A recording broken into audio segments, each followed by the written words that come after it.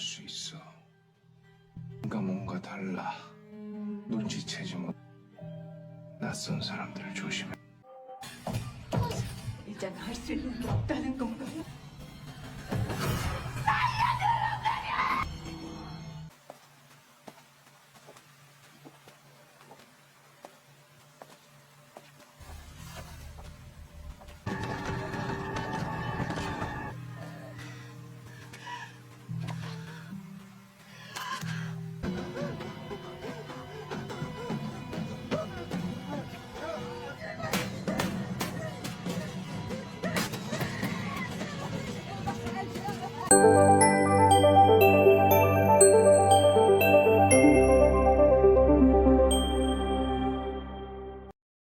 Cerita dimulai dengan seorang pria bernama Hyun Min. Seperti biasanya, ia selalu menggunakan bus dan turun di halte yang sama. Namun, dalam beberapa hari terakhir, ia terus melihat seorang wanita duduk di kursi halte tersebut. Keesokan harinya, ia kembali bertemu dengan wanita yang sama. Hyun Min pun memberanikan diri bertanya apakah wanita itu baik-baik saja, karena sudah 2 hari berturut-turut ia melihatnya di tempat yang sama. Hari berikutnya, Hyun Min sangat terkejut karena wanita itu masih duduk di kursi yang sama, meskipun hujan deras turun. Wanita tersebut akhirnya memperkenalkan diri sebagai Jeong. Ia meminta izin untuk menumpang ke rumah Hyun Min. Awalnya, Hyun Min merasa ragu. Tetapi melihat Jeong yang basah kuyup, ia akhirnya mengizinkannya. Setelah sampai di rumah, perilaku Jeong mulai terlihat aneh. Tiba-tiba, pintu rumah tertutup dengan sendirinya. Sementara itu, di rumah sakit, tepatnya di ruang ICU, para perawat tampak sangat kelelahan karena jumlah pasien yang banyak, sedangkan staf medis sangat terbatas. Salah satu perawat bernama Kon Yong-ji meminta rekan-rekannya untuk beristirahat dan makan terlebih dahulu, sementara ia tetap berjaga. Saat berjaga, tiba-tiba ia melihat seorang pria asing masuk ke ruang ICU, padahal ruangan itu hanya boleh diakses staf tertentu. Pria itu menanyakan lokasi kamar mayat. Namun, tak lama kemudian, seorang pasien mengalami kondisi darurat. Sehingga Yong-ji harus segera menangani situasi tersebut. Setelah selesai, pria asing itu sudah tidak terlihat lagi. Di tempat lain, seorang pria merasa sangat kedinginan meskipun bukan musim dingin. Ia tampak kesal mendengar suara anjing yang terus menggonggong dan berteriak agar pemiliknya menenangkan anjing tersebut. Di sebuah toko lampu milik seorang pria bernama Jung Won Yung, pelanggan datang silih berganti. Won Yung, yang selalu mengenakan kacamata hitam, menyambut setiap pelanggan dan menanyakan keperluan mereka. Beberapa pelanggan berperilaku aneh, sementara yang lain tampak biasa saja. Salah satu pelanggan, seorang wanita, ingin membeli lampu neon tetapi mengaku tidak pernah melihat toko itu saat siang hari. Di sebuah sekolah, seorang siswi bernama Hyunju mengikuti kelas malam. Guru memanggil nama murid-murid satu persatu. Di tempat lain, seorang pelanggan di toko lampu mengomentari cuaca yang sangat dingin meskipun ia sudah menggunakan pemanas. Ia tertarik dengan banyak lampu di toko itu. Tetapi Won Yung melarangnya menyentuh lampu-lampu tersebut. Pelanggan itu juga bertanya apakah Won Yung pernah melihat anjing berkeliaran di sekitar toko karena ia terus mendengar suara gonggongan. Namun, Won Yung menjawab bahwa ia tidak melihat apa-apa, sehingga pelanggan tersebut akhirnya keluar dari toko, kembali ke sekolah. Saat pelajaran berlangsung, seorang murid menceritakan legenda tentang seorang siswi tak kasat mata yang menjadi hantu dan menghantui sekolah. Konon, hantu tersebut selalu duduk di kursi kosong di kelas. Mendengar cerita itu, beberapa siswi menjadi ketakutan. Di toko lampu, seorang wanita paruh baya masuk dengan pakaian basah kuyup. Penampilannya tampak aneh di mata Jung Won Yung. Ketika wanita itu mencoba menyentuh salah satu lampu, Won Yung segera melarangnya. Wanita tersebut kemudian pergi begitu saja, cerita kembali kepada Hyunju dan teman-temannya. Saat perjalanan pulang, salah satu teman Hyunju kembali menceritakan tentang sebuah gang gelap yang konon sering terdengar nyanyian misterius dan terlihat orang mondar-mandir di sana.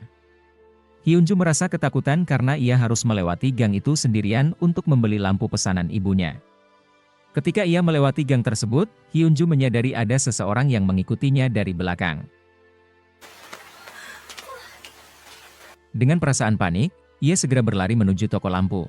Setelah tiba di toko lampu, Hyunju tampak cukup akrab dengan Wonjung, pemilik toko. Wonjung menanyakan mengapa Hyunju masih memakai kalung pemberian ayahnya, yang bertuliskan namanya. Hyunju menjelaskan bahwa ayahnya memberinya kalung itu saat ia kecil, karena takut ia hilang. Hingga kini, Hyunju terus memakainya sebagai kenang-kenangan. Hyunju kemudian bercerita bahwa ia melihat sesuatu di gang saat perjalanan ke toko, tetapi tidak jelas karena kondisi yang gelap. Mendengar cerita itu, Wonjung terkejut mengetahui Hyunju bisa melihat hal-hal yang tak kasat mata. Ia memberi nasihat kepada Hyunju, jika bertemu seseorang yang tampak asing, berpura-puralah tidak melihatnya.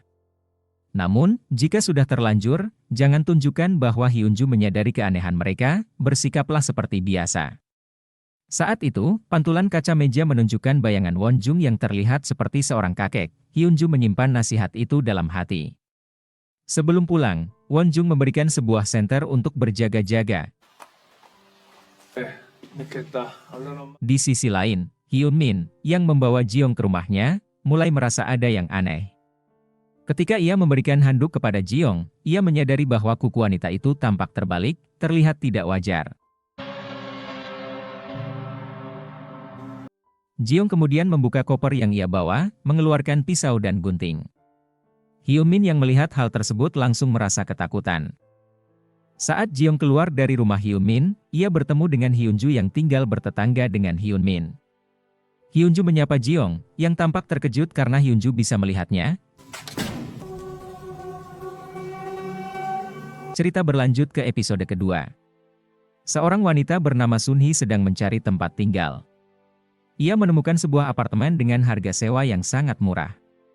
Namun, ada satu aturan, salah satu kamar di apartemen itu tidak boleh dimasuki. Karena tidak punya pilihan lain, Sunhee menyetujui aturan itu dan pindah. Saat memasang cermin di dinding, Sunhee tidak sengaja melukai tangannya dengan palu. Untuk mengurangi rasa seram, ia memasang kain di pintu kamar yang terkunci, agar tidak terlihat menyeramkan ketika ia bercermin. Di tempat lain, seorang siswa berjalan melewati gang gelap. Untuk menghilangkan rasa takut, ia bernyanyi keras. Namun, suaranya mengganggu Sunhee yang sedang menulis novel di kamarnya. Malamnya, ketika Sunhee tertidur, muncul sosok bayangan hitam yang mendekatinya dari belakang. Tiba-tiba, lampu di apartemen padam. Dari luar pintu, terlihat seseorang mengawasi Sunhee. Kembali ke rumah sakit, seorang dokter memeriksa pasien di ruang ICU. Perawat senior memberitahunya bahwa wali pasien ingin bertemu. Dokter menemui mereka dan menjelaskan bahwa tim medis sudah berusaha maksimal, tetapi kelangsungan hidup pasien bergantung pada tekad pasien itu sendiri. Wali pasien tampak sangat sedih dan marah mendengar jawaban itu. Cerita kembali ke Sunhee, yang lagi-lagi terganggu oleh suara siswa yang terus bernyanyi di gang. Suara itu membuatnya sulit fokus bekerja.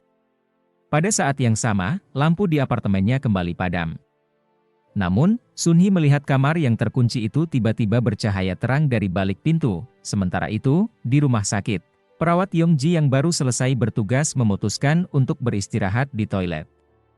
Saat beristirahat, ia mendengar suara yang mirip dengan wali pasien sebelumnya. Berbicara tentang tekad yang disebutkan oleh dokter.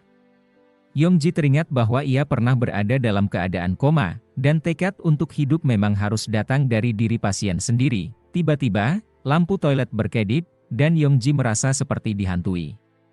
Ia melihat sosok menyeramkan muncul di atas pintu toilet, membuatnya ketakutan. Namun, sosok itu menghilang saat seorang petugas kebersihan masuk dan menanyakan keadaannya. 괜찮아요? Yongji segera pergi dari toilet karena tidak ingin diganggu lagi.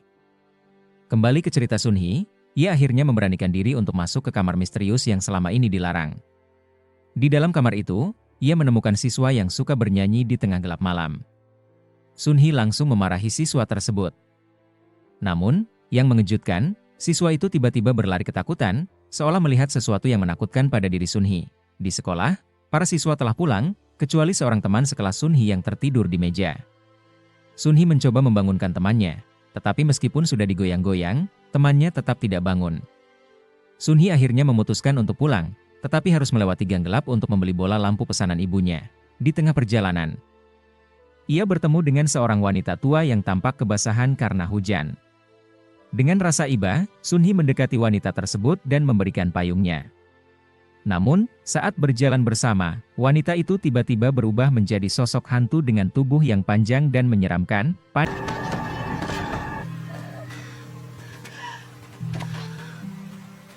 Panik, Sun Hee berlari ke toko lampu. Sesampainya di sana, Won Jung menyuruh Sun Hee untuk segera pulang. Ketika Won Jung membuka kacamatanya, hantu tersebut langsung pergi begitu saja, seolah-olah takut padanya. Sementara itu, di sekolah, teman sekelas Sun Hee yang sebelumnya tertidur akhirnya bangun.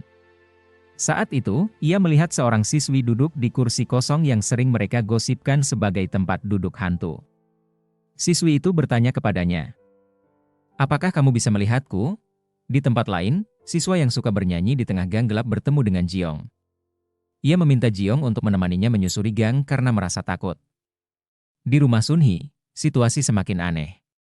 Lampu terus-menerus mati tanpa alasan jelas, membuat Sun Hee geram. Terpaksa, ia mandi menggunakan bantuan senter. Namun, setelah selesai, ia menemukan segumpal rambut panjang yang menyumbat saluran pembuangan di kamar mandinya. Ketakutan mulai merayapi Sun Hee. Tiba-tiba, pintu kamar misterius di rumahnya terbuka sendiri. Ketika ia masuk untuk memeriksa, pintu tersebut menutup dengan sendirinya, dan lampu di kamar itu menyala. Di luar rumah Sun Hee, siswa yang suka bernyanyi menceritakan kepada Jiong bahwa ia pernah melihat sosok mengerikan berada di belakang Sun Hee pada malam sebelumnya. Hal itu membuatnya lari ketakutan. Sun Hee yang penasaran akhirnya mengintip di balik pintu kamar misterius. Apa yang ia lihat membuatnya sangat terkejut. Ia menyadari bahwa ada sosok menyeramkan yang bersembunyi di rumahnya. Sosok itu tampaknya menjadi penyebab lampu-lampu di rumahnya terus mati, memanfaatkan kegelapan sebagai tempat persembunyian. Jiong yang penasaran dengan cerita siswa tersebut berencana masuk ke rumah Sun Hee untuk mencari tahu apakah ada hubungan antara Sun Hee dan hantu itu. Namun, siswa tersebut mencegahnya. Ketika ia melihat lebih dekat, ia menyadari kuku Jiong berada di telapak tangannya, sesuatu yang tampak sangat tidak wajar. Jiong meminta siswa itu untuk tidak panik, mengatakan bahwa ia sebenarnya tidak jauh berbeda dengannya. Siswa tersebut kemudian melihat kakinya sendiri, yang ternyata patah sebelah. Ia terkejut menyadari keanehan ini. Ketika ia mencoba meninggalkan daerah itu, ia selalu kembali ke tempat yang sama, seolah terjebak di jalan dekat rumah Sun Hee. Sementara itu, di dalam rumah, Sun Hee menghadapi sosok menyeramkan yang membuatnya tidak bisa melarikan diri. Ia dan siswa tersebut tampaknya berada di dimensi yang sama, tetapi tidak mampu melakukan banyak hal selain berteriak meminta pertolongan.